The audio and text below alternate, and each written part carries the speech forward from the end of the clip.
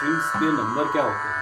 6, 5, 4, 3, 2, 1। E, A, D, G, B, E। ठीक है, तो हम कल क्या देख रहे थे कि इंस्ट्रूमेंट कैसे डिज़ाइन होता है। तो हम गिटार पे डिस्कस कर रहे थे कि गिटार कैसे बना हो। तो एक बार हम दोबारा से उस चीज़ को समझ लेते हैं। हमने लास्ट लेक्चर में ये डिस्कस किया था कि ये स्ट्रिंग, फर्स्ट स्ट्रिंग को हमने सपोज किया, यूज़ किया, मतलब इसमें हमने थिकनेस देखी कि थिकनेस कितनी है। तो सबसे ज़्यादा इसकी थिकनेस है। क्यों? क्योंकि हमने अपना बेस नोट का सबसे लोएस्ट रेंज का बेस नोट यूज़ किया और उस नोट को हम, उस फ्रीक्वेंसी को हमने इस स्ट्रिंग को इतना टाइट किया कि उस फ्रीक्वेंसी लेवल पे ये सेट हो जाए। ठीक है, तो ये सेट हो गया। आप तानपुरे के साथ सुनिए इसको, परफेक्ट मैच है।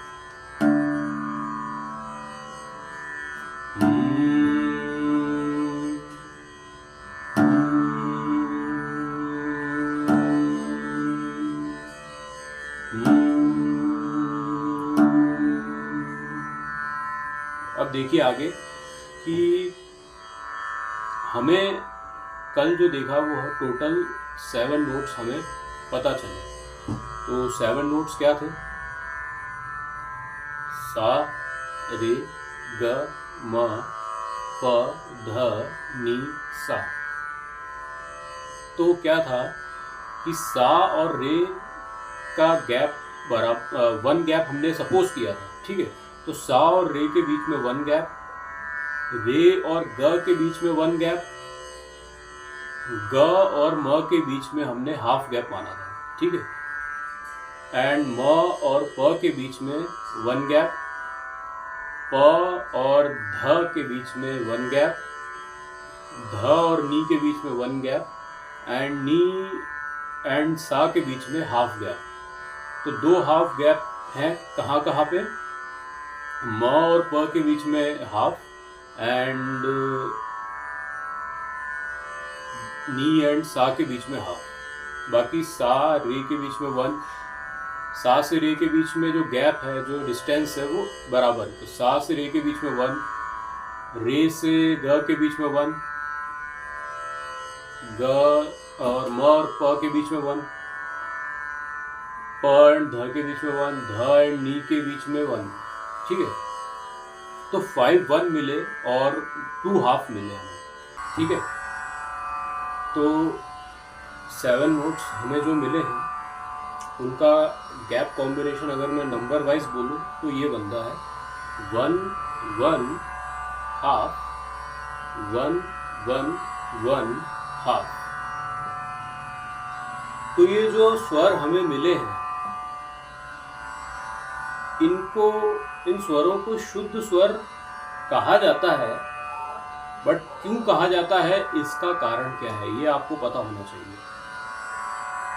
कि शुद्ध स्वर कहने का मतलब ये है कि जब हमने अपना बेसिक नोट जो शुरुआत करी थी, जिसको हमने सा माना था, बेस नोट, और वहाँ से जब हमने हमिंग करते हुए डिस्कशन किया था कि आगे जाते जाते जब हम हमिंग करते जाएंगे तो आगे जाके हमें कुछ स्वर मिलते जाएंगे जहाँ पे आवाज़ ऑटोमेटिक रुकेगी।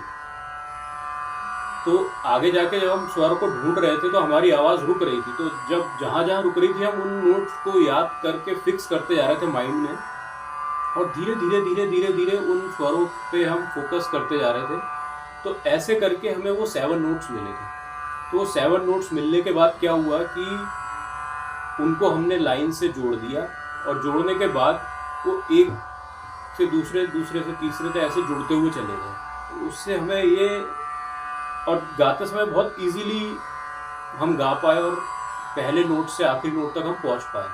तो हमने जिस फ्रीक्वेंसी से शुरू करा था, जिस साउंड से शुरू करा था, हमारे बेसिक साउंड से, उसकी रेंज कंप्लीट हो गई थी।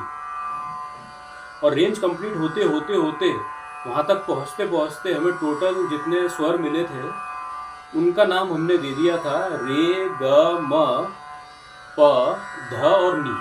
और फिर सा से चले थे तो सा पे हम पहुँच गए थे। तो हमें सा से सा तक पहुँचने के लिए जिन स्वरों ने सपोर्ट करा था वो स्वर थे रे, ग, म, प, ध, नी, सा। ठीक है। अब इन स्वरों में एक खासियत ये है कि जब हम इनको गाते हैं तो इनमें जो सा और सा, ऊपर वाले सा के बीच में,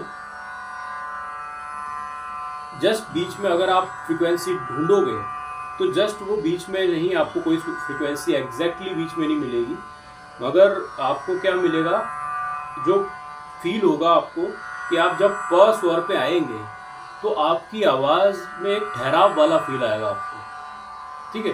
तो जो सा से आपने शुरू करा था, सा आपका ठहराव वाला स्वर है, जहाँ से आपने शुरुआत करी हुई, जो आपका बेसिक नोट है।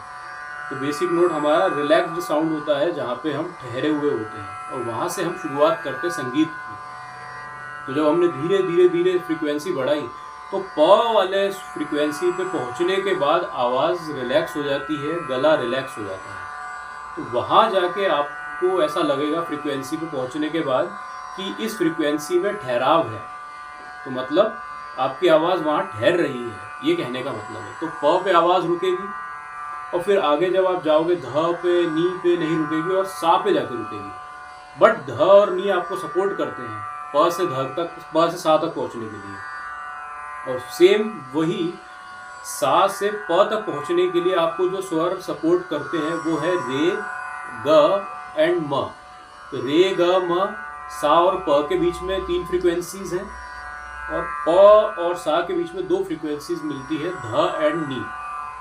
ठीक है। तो ये कॉम्बिनेशन है स्वरों का जो आपको गाते समय पता चलता है और फील होता है। तो हमने क्या देखा कि सा से जब हम चले रे पे, रे से ग तक, तो ये दोनों गैप बराबर थे, बट रे से म पे आए तो गैप हाफ हो गया, और म से प तक गए तो 1 का गैप हो गया। उसके बाद प से जब आप ध पे गए देन 1 गैप, ध से नी पे गए देन 1 गैप, एंड नी से सा पे जब आए तो हाफ गैप। तो आपको समझ में आया 1 1 1 1 1 हाफ, 1 1 1 हाफ। तो ये एक स्वरों के बीच का नंबर वाइज काउंटिंग हो गई कि स्वर कितने काउंटिंग पर प्लेस्ड है। ठीक। तो ये स्वर नेचुरली मिले थे, इसलिए इन स्वरों को हमने शुद्ध स्वर का नाम दिया। तो ये आपके शुद्ध स्वर हो गए, सा, रे, ग, म, प, ध, नी, सा। मगर इन स्वरों में सिर्फ 2 ही स्वर हमें स्थिर मिले, सा और प, और ऊपर वाला सा, हायर नोट वाला। बट रे, ग एंड म, ध एंड नी, इन 5 स्वरों पे जब हम ठहरते हैं, ये हमें गाते समय तो मिले थे, बट जब हम इन पे ठहरते हैं तो हमें ऐसा फील होता है कि हमें इन स्वरों पे ठहरने के लिए एक्स्ट्रा एफर्ट लगाना पड़ता है। तो आपको ठहरने के लिए यहाँ पे थोड़ा जोर लगाना पड़ेगा, आपको ध्यान लगाना पड़ेगा कि रे और रे, ग, म, ध, नी, इन स्वरों पे आपको अपनी पकड़ थोड़ी मजबूती से बनानी पड़ेगी, तब जाके आप इन स्वरों पे ठहर पाओगे। कहने का मतलब ये है। तो इन स्वरों पे अगर हमें ठहराव वाला फील नहीं आ रहा है, बट हमें ध्यान लगा के उन पे रुकना पड़ रहा है, और रुकने के बाद हमें ऐसा लगता है कि इस पे थोड़ा स्ट्रेस देना पड़ रहा है, जोर लगाना पड़ रहा है या ध्यान लगाना पड़ रहा है, बट इस पे फील ऐसा नहीं है कि ऑटोमेटिक आवाज़ यहाँ पे ठहरी हुई है। तो ऐसा फील इन स्वरों पे नहीं आता है, सिर्फ सा और प पे आता है और ऊपर वाले सा पे आता है। तो इसका मतलब ये है कि सा स्थिर है, प स्वर स्थिर है और ऊपर वाला सा स्थिर है। और रे, ग, म, ध, नी, ये स्वर स्थिर नहीं है मगर शुद्ध हैं। शुद्ध इसलिए है क्योंकि ये हमें आसानी से मिल जाते हैं गाते समय। तो ये सा से प के बीच में रे, ग, म आते हैं, इजीली सपोर्ट करते हैं प तक जाने के लिए। वैसे ही प से सा तक जाने के लिए ध और नी सपोर्ट करते हैं इजीली, और इनकी गैपिंग की वजह से ये सपोर्ट करते हैं, क्योंकि सा और रे का गैप और रे और ग का गैप बराबर है, बट ग और म का गैप हाफ है, बट म और प का गैप 1 है, प और ध का गैप 1 है, ध से नी का गैप 1 है और नी से सा का गैप हाफ है। तो एक सिमिट्री बन जाती है, सिमिट्रिकल बेसिस पे साउंड डिवाइड हो जाते हैं, एक क्वालिटी वाला फील आता है। इसलिए हम इन स्वरों को शुद्ध स्वर बोलते हैं। तो ये आपको समझ में आ गया होगा कि स्वरों को शुद्ध स्वर क्यों कहा जाता है और स्वरों को स्थिर स्वर क्यों कहा जाता है। तो इतना नॉलेज तो हो गया आप लोगों को। अब हम एक बार और समझ लेते हैं स्वरों को।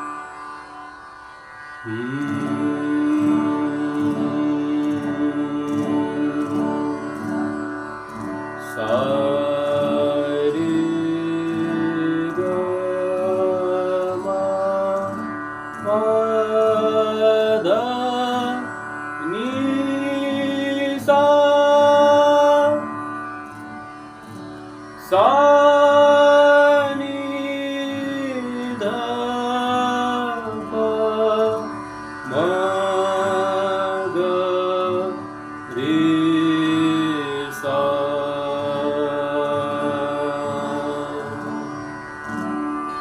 अब क्या है कि अब हम अगर इन स्वरों के गैपिंग में अगर जितने भी वन हैं उन वन को हाफ हाफ कर देंगे तो सा से सा तक 5 वन जो आपको गैप मिले हैं उनको हाफ करने पे 5 नोट या 5 फ्रीक्वेंसीज और मिल जाएंगी। और उनको हाफ करने से 5 फ्रीक्वेंसीज को हाफ करने से 5 फ्रीक्वेंसीज और मिल जाएंगी।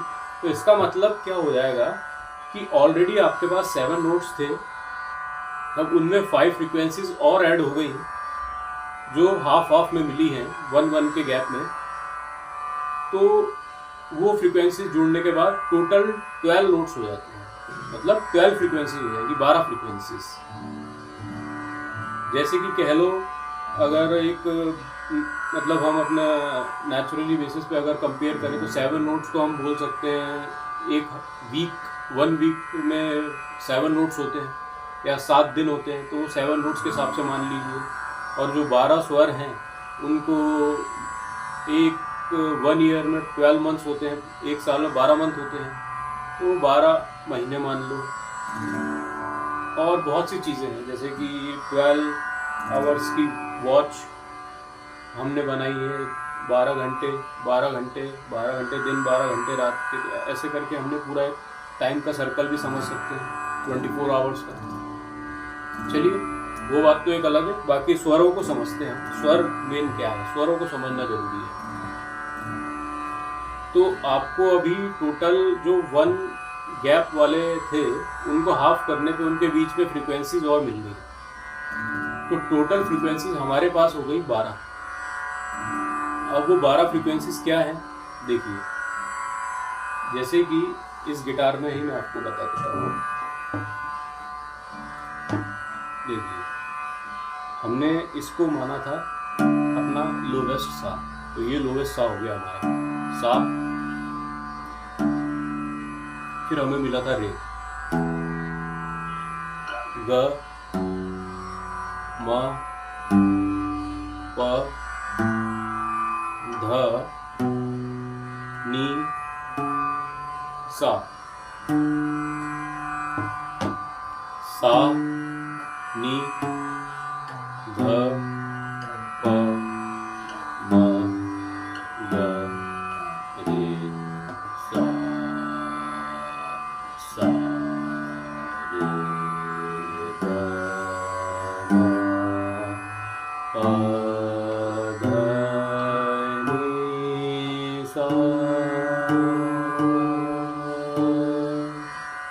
सा नि ध प म ग रे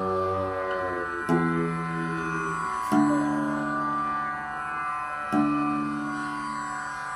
ठीक है, तो अभी हमने जो स्वर लगाए हैं वो स्वर जो है शुद्ध स्वर है, जो हमें सबसे पहले मिले हैं। सा,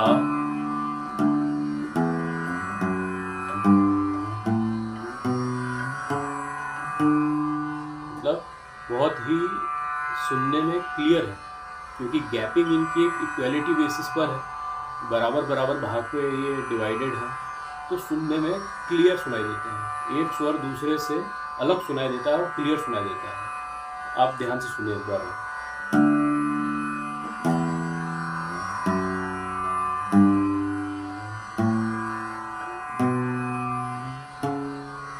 तो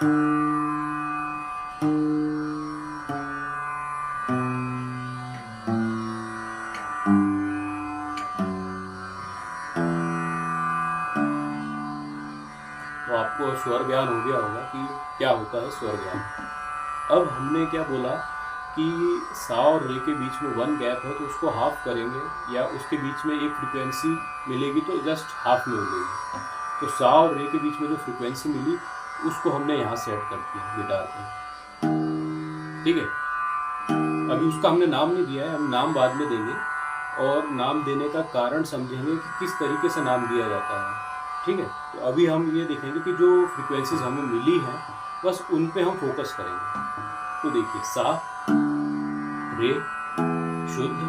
अब इससे पहले वाला स्वर वो भी इन दोनों के बीच में ही है, सा और रे शुद्ध के बीच में, ठीक है। तो इस फ्रीक्वेंसी का नाम हम क्या दे सकते हैं, ये आपको एक नेचुरल बेसिस पे समझ में आ रहा होगा। कैसे कि क्योंकि हमने बोला है सा स्थिर होता है, सा स्थिर होता है। तो सा अगर स्थिर है तो जो चीज़ स्थिर है उसका कोई और दूसरा स्वर नहीं होगा, ये हम सपोज करके चलते हैं, ठीक। तो सा अगर स्थिर है तो उसका स्वर दूसरा नहीं है, तो मतलब अगर कोई चीज़ स्थिर है तो उसका कोई दूसरा रूप देखने को आपको नहीं मिलेगा, ठीक है। जैसे कि ईश्वर, ईश्वर स्थिर है, ईश्वर सत्य है और ईश्वर एक है, इसलिए ईश्वर स्थिर है, तो हम ये कह सकते हैं। अब हम आते हैं रे शुद्ध पे, तो ये आया रे शुद्ध, सा, रे शुद्ध। अब हमने जिन फ्रीक्वेंसी को शुद्ध बोला है, शुद्ध का मतलब ये होता है कि अगर आपने किसी चीज़ को शुद्ध बोला है तो उसका दूसरा पार्ट भी होगा। दूसरा पार्ट कहने का सेंस ये है कि शुद्ध और अशुद्ध। आप किसी चीज़ को शुद्ध तब बोलते हैं जब उसका अशुद्ध पार्ट भी हो, ठीक है। तो ये जो शुद्ध स्वर हैं जो आपको क्लियरली मिले हैं, इनके दूसरे अशुद्ध स्वर जो हैं वो भी हमें मिलेंगे, आपको ये सोचना है, ठीक है।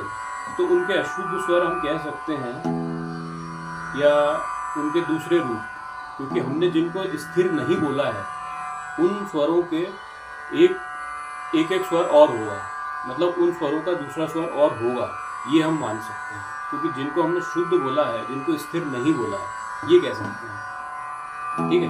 तो ये अगर रे शुद्ध है तो रे शुद्ध के बाद जब आया था तो ग शुद्ध आया था, ठीक है। तो रे शुद्ध और ग शुद्ध के बीच में एक और फ्रीक्वेंसी अवेलेबल है, अगर हम हाफ करते हैं तो वो यहाँ पे हम बना सकते हैं, एज अ साइन निशान बना के मार्क कर सकते हैं, जैसे कि कल हमने थ्योरी में समझा था।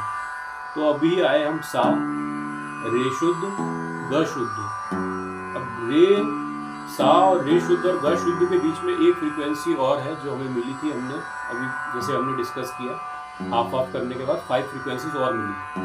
तो अभी सा और रे शुद्ध के बीच में एक फ्रीक्वेंसी है और रे शुद्ध और ग शुद्ध के बीच में एक फ्रीक्वेंसी है।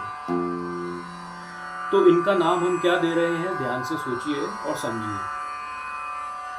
सा पे हम ठहरते हैं तो इजीली ठहर जाते हैं, बट रे पे जब हम ठहरते हैं तो रे पे ठहरना हमें थोड़ा स्ट्रेस वाला लगता है, या थोड़ा सा वहाँ पे रुकते हैं तो हमें थोड़ा सा स्ट्रेस या जोर लगाना पड़ता है। इसका मतलब ये है कि अगर सा स्वर, रे स्वर जो शुद्ध मैं लगा रहा हूँ, उसको अगर मैं हल्का सा ढीला छोड़ूंगा तो वो सा की तरफ जाएगा, क्योंकि सा स्वर स्थिर है, ठीक है। तो ढीला उस स्वर को अगर मैं छोड़ूंगा गले में तो वो जो बीच पहले उससे पहली वाली फ्रीक्वेंसी पे पहले आएगा, तो इन दोनों सा और रे शुद्ध के बीच में जो फ्रीक्वेंसी है उस फ्रीक्वेंसी पे आके रुकेगा। इसका मतलब ये है कि वो रे शुद्ध का ही दूसरा रूप है जो रे शुद्ध से पहले है, मतलब रे शुद्ध की फ्रीक्वेंसी से कम फ्रीक्वेंसी वाला स्वर जो है वो सा और रे शुद्ध के बीच में है, तो वो रे शुद्ध का ही दूसरा रूप है, मतलब रे शुद्ध से कम फ्रीक्वेंसी का है। तो इसलिए हम उसको बोल देंगे कि रे कोमल, क्योंकि उस कोमल कंपैरिजन टू रे शुद्ध, रे शुद्ध के कंपैरिजन में वो वाला स्वर कोमल है, सॉफ्ट है, कम फ्रीक्वेंसी का है, इसलिए हमने उसका नाम दे दिया रे कोमल। तो सा, रे शुद्ध एंड रे कोमल। फिर आ गए हम सा। तो आपको समझ में आ गया होगा कि जो बीच में और नोट्स मिले हैं उनका नामकरण हम किस तरीके से कर रहे हैं या उनको हम क्या नाम से समझ रहे हैं या जानेंगे। तो आपको समझ में आ गया, सा, रे शुद्ध और उससे पहले रे कोमल। अब रे शुद्ध के बाद ग शुद्ध पे आएंगे, तो इन दोनों के बीच में जो फ्रीक्वेंसी होगी वो ग शुद्ध की होगी, रे शुद्ध की नहीं होगी। क्यों? क्योंकि ग शुद्ध पे जब आप रुकोगे और उसको थोड़ा सा गले को लूज छोड़ोगे तो वो रे शुद्ध और ग शुद्ध के बीच में जो फ्रीक्वेंसी है वहाँ आके स्वर पहले आएगा। तो उस स्वर का नाम हमने दे दिया ग कोमल। मतलब ग शुद्ध का लोअर नोट इज ग कोमल, ये आप कह सकते हो। उसका स्लाइटली लो फ्रीक्वेंसी का, जस्ट हाफ फ्रीक्वेंसी डाउन, ग कोमल कह दिया। सेम फिर ग के बाद जब आप म पे आए थे तो ग और म के बीच में कोई गैप नहीं है, देख सकते हैं आप, ग और म के बीच में कोई गैप नहीं। फिर म के बाद जब आप प पे आए तो म और प के बीच में वन फ्रीक्वेंसी अवेलेबल है, एक फ्रीक्वेंसी अवेलेबल है। तो इसका मतलब क्या हुआ कि म के बाद म और प के बीच में क्यों आ रही है, म का कोमल स्वर क्यों नहीं आ रहा है? क्योंकि जब आप सा, स्थिर स्वर आपका जो सा था, वहाँ से आप फ्रीक्वेंसी बढ़ाते बढ़ाते बढ़ाते जब आप आगे पहुँचे हो तो म, क्योंकि आपका प स्वर जो है, हमने जिस पे डिस्कस किया था कि प स्वर पे आने के बाद एक स्थिर वाला फील आता है, तो प स्वर स्थिर है। तो इसका मतलब ये है कि आपकी फ्रीक्वेंसी की रेंज जो है वो प के पास में आ चुकी है, ये कहने का मतलब है। तो म के बाद जब आप प पे पहुंचने वाले हो, इसलिए म और ग के बीच में गैप नहीं है और म और प के बीच में है। मतलब म का कोमल नहीं है, म का तीव्र बना सकते हैं, क्योंकि म शुद्ध से ज्यादा फ्रीक्वेंसी वाला म तीव्र कहलाएगा, म से तीखा स्वर। तो म तीव्र और फिर प पे आ रहा है, क्यों? क्योंकि प स्थिर है। तो आपकी आवाज वहां पे जाके गिरती है जहाँ पे उसको स्थिर स्वर मिल जाए, ये मतलब होता है। तो अब जैसे कि अगर मैं फ्रीक्वेंसी सा से बढ़ाता जा रहा हूँ, बढ़ाता जा रहा हूँ, बढ़ाता जा रहा हूँ, तो आवाज आगे जाके प के पास पहुंचने वाली है। तो इसका मतलब ये है प स्थिर है, तो वो आवाज ऑटोमेटिक प की तरफ जाती है। तो ये म शुद्ध के बाद हम म तीव्र और प, तो हम प पे पहुंच गए। तो आपको समझ में आया होगा कि म का कोमल स्वर नहीं है, म का तीव्र स्वर है। म शुद्ध और प, और इन दोनों के बीच में है म तीव्र। जो फ्रीक्वेंसी है वन नोट को हाफ करने पे जो एक फ्रीक्वेंसी मिली है, इसका नाम है म तीव्र। तो म शुद्ध, म तीव्र, प। आपको समझ में आया? तो म के और प के बीच में जो फ्रीक्वेंसी है, जो स्वर है, वो है म तीव्र। अब आते हैं प के बाद। तो प और ध के बीच में वन गैप है, तो प तो स्थिर है, तो प का स्वर नहीं हो सकता, वो प स्थिर ही रहेगा। तो ध शुद्ध का स्वर होगा ये। तो अगर आप ध शुद्ध को हल्का सा स्लाइटली ढीला छोड़ोगे तो वो ध कोमल पे आ जाएगा, मतलब उससे हाफ फ्रीक्वेंसी डाउन पे पहुंच जाएगा। तो प और ध शुद्ध के बीच में ध कोमल। सेम ध शुद्ध और नी शुद्ध के बीच में नी कोमल। क्यों? क्या कहते हैं, फ्रीक्वेंसी रेंज आपकी आवाज़ की खिंचती चली जा रही है, और जैसे आप ध के बाद नी पे आते हो, तो नी पे आने के बाद क्या होता है कि आपका गले में खिंचाव तो है, बट वो आप अगर ढीला छोड़ रहे हो तो पीछे की तरफ जा रहा है, ये कहने का मतलब है। तो नी पे जो खिंचाव है वो पीछे की तरफ है। तो ध और नी शुद्ध के बीच में जो स्वर आ रहा है, उस स्वर का नाम हम देंगे नी कोमल, ठीक है। और नी के बाद और सा आ जाता है, तो नी शुद्ध और सा के बीच में कोई भी गैप नहीं है, ये आप मान के चलिए। तो नी शुद्ध और सा के बीच में कोई गैप नहीं है, कोई स्वर नहीं है, तो इनके बीच का हाफ नोट ऑलरेडी अवेलेबल है, तो इसको डायरेक्ट हाफ ही बोलेंगे, नी शुद्ध एंड सा हाफ, ठीक है। और म शुद्ध एंड प हाफ। अब आपको समझ में आ गया होगा कि सारे नोट्स का कॉम्बिनेशन क्या है। जैसे सा, नी शुद्ध से पहले नी कोमल से पहले ध शुद्ध से पहले ध कोमल, और फिर ध कोमल से पहले प से पहले म तीव्र, फिर म शुद्ध से पहले ग शुद्ध, और ग शुद्ध से पहले ग कोमल से पहले म शुद्ध और रे शुद्ध, और रे शुद्ध से पहले रे कोमल और सा। तो ये फ्रीक्वेंसीज जो 12 फ्रीक्वेंसीज हमें मिली, हमने उनको गैपिंग के हिसाब से, रेंजेस के हिसाब से उनका गैप बना दिया। तो जैसे जैसे फ्रीक्वेंसी बढ़ती जाती है वैसे वैसे डिस्टेंस स्वरों में कम होती जाती है। तो कहने का मतलब ये है, कह लो आप, डिस्टेंस कम किस बेसिस पे हो रही है, ये फ्रेट्स जो बने हुए हैं इस बेसिस पे कम हो रही है। ठीक है, तो फ्रीक्वेंसी जब आगे बढ़ती जाती है तो आगे वाली फ्रीक्वेंसी सा से सा तक जब आप पहुंचते हो तो आपको ये दिख रहा होगा कि फ्रेट्स के बीच में डिस्टेंस कम होती जा रही है। वो इसलिए कम होती जा रही है क्योंकि स्वरों की जो तीव्रता है वो बढ़ती जा रही है। तो स्वर की जितनी तीव्रता बढ़ती जाएगी उतना फ्रेट्स के बीच में डिस्टेंस कम होता जाएगा। तो ये आपको गिटार डिज़ाइनिंग समझ में आ गई कि किस तरीके से बना। तो एक बार हम स्वरों को काउंट कर लेते हैं। सा, रे कोमल, रे शुद्ध, ग कोमल, ग शुद्ध, म शुद्ध, म तीव्र, प, ध कोमल, ध शुद्ध, नी कोमल, नी शुद्ध, सा। ठीक है, तो 4-4 के कॉम्बिनेशन बन गए। देखिए, सा, रे कोमल, रे शुद्ध, ग कोमल, ग शुद्ध, म शुद्ध, म तीव्र, प, ध कोमल, ध शुद्ध, नी कोमल, नी शुद्ध, सा। तो आप इस कॉम्बिनेशन को याद कर लीजिए, इससे आपको थ्योरी भी याद हो जाएगी, स्वर ज्ञान भी हो जाएगा। आप जब भी गिटार प्ले करोगे, कोई भी इंस्ट्रूमेंट प्ले करोगे या गाओगे, तो आपको ध्यान में रहेगा कि आपको किन स्वरों को गाना है या किन स्वरों का चयन करना है, राग अनुसार, थाट अनुसार। ऐसे बहुत सारी चीज़ें हैं जो आपको आगे समझ में आएंगी कि किस तरीके से आप स्वर ज्ञान समझ सकते हैं। ठीक है, दोबारा से एक बार हम बोल देते हैं, याद कर लीजिए। सा, रे कोमल, रे शुद्ध, ग कोमल, ग शुद्ध, म शुद्ध, म तीव्र, प, ध कोमल, ध शुद्ध, नी कोमल, नी शुद्ध, सा। दोबारा से समझे। सा, रे कोमल, रे शुद्ध, ग कोमल, ग शुद्ध, म शुद्ध, म तीव्र, प, ध कोमल, ध शुद्ध, नी कोमल, नी शुद्ध, सा। देखिए, अब आवाज़ ऑटोमेटिक अपना एक रेंज में मजबूती पकड़ रही है। जैसे मैं लोवेस्ट अपनी तीव्रता, आवाज़ की तीव्रता कम भी कर रहा हूँ तो एक आवाज़ सुनने लायक बन रही है। तो ऐसे ही आवाज़ को सुधारा जा सकता है। जिसकी भी आवाज़ ख़राब हो या दिक्कत हो बोलने में, तो वो जो मैंने अभी तक सब वीडियोज़ में बताया है, उन वीडियोज़ का रियाज़ करोगे आप देख के, तो आपकी आवाज़ खुल जाएगी ऑटोमेटिक। ठीक है, तो आप एक बार और दोबारा समझिए। सा, रे कोमल, रे शुद्ध, ग कोमल, ग शुद्ध, म शुद्ध, म तीव्र, प, ध कोमल, ध शुद्ध, नी कोमल, नी शुद्ध, सा। तो इस तरीके से आप याद कर सकते हो दो के कॉम्बिनेशन में। मतलब सा और प को एक ध्यान रखिए और बाकी स्वरों के दो स्वर का ध्यान रखिए। बस ऐसे करके आप स्वर ज्ञान को याद कर सकते हो। कैसे?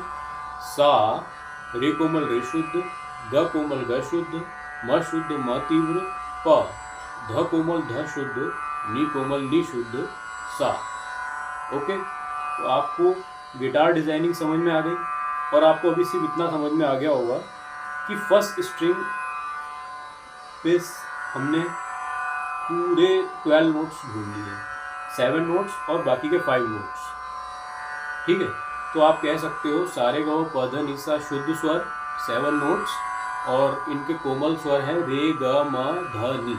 तो रे कोमल, ध कोमल, नी रे कोमल, ध कोमल और रे कोमल, ग कोमल, म तीव्र, ध कोमल, नी कोमल। रे कोमल, ग कोमल, म तीव्र, ध कोमल, नी कोमल। और शुद्ध स्वर है सा, रे, ग, म, प, ध, नी और फिर सा। तो आपको स्वर ज्ञान हो गया होगा थ्योरी का और आपको समझ में आ गया इस स्ट्रिंग पे हमने पूरे 7 नोट्स फ्रेट बोर्ड पे कैसे बनाए या फ्रेट बोर्ड को हमने किस स्वरों के हिसाब से कैसे डिज़ाइन किया कि हम एक इंस्ट्रूमेंट बना सकें। तो आपको समझ में आ गया होगा कि इंस्ट्रूमेंट डिज़ाइनिंग क्या होती है और स्वर ज्ञान क्या होता है। तो स्वर के बारे में आपको नॉलेज होगी अच्छी तरीके से कि स्वर कैसे बनाए जाते हैं।